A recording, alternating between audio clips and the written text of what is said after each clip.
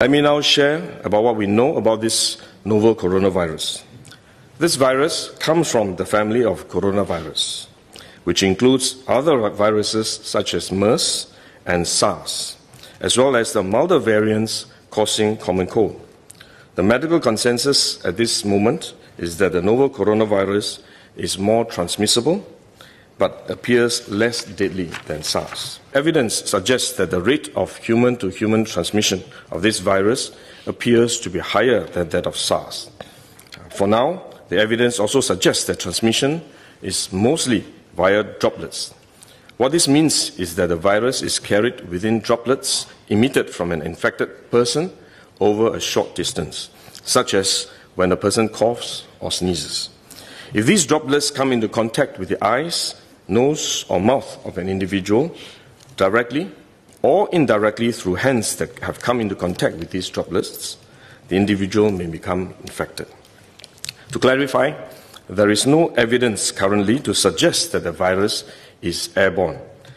There are other viruses, such as the chickenpox, which can easily be transported via air currents and do not require droplets to contact the eyes or nose.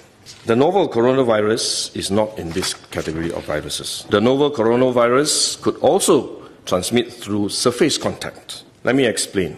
When a person sneezes or coughs, the droplets fall onto the surfaces of tables and chairs, and the virus may remain alive for up to a few days. When someone else touches the surfaces of these tables and chairs, the virus can be transferred to his hands, and if he then rubs his eyes or nose without washing his hands, he may become infected. So we should wash our hands. This is also why we only quarantine the close contacts of confirmed cases. For more transient contacts, such as individuals that the confirmed cases may have walked past in malls or hotels, the risk of transmission is low. For coronavirus generally, the person is most infectious when he is displaying symptoms, or what you call symptomatic. And this is likely to be the case for the novel coronavirus as well. There is evidence of limited spread from a person without symptoms during the incubation period. However, this form of transmission may be uncommon and has so far involved isolated cases only.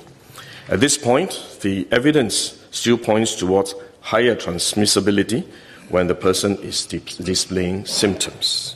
As such, medical professionals, both overseas and in Singapore, have advised that the most effective way that we can protect ourselves is to practice good personal hygiene. We should regularly wash our hands with soap and water and avoid touching our face with our hands. These may sound simple, but actually they are very difficult to do because all of us touch our face all the time. Even at a meeting when we have on this ministry task force, while I was speaking, I was touching my face until Minister Lawrence Wong nudged me with his elbow and said, "Stop touching your face."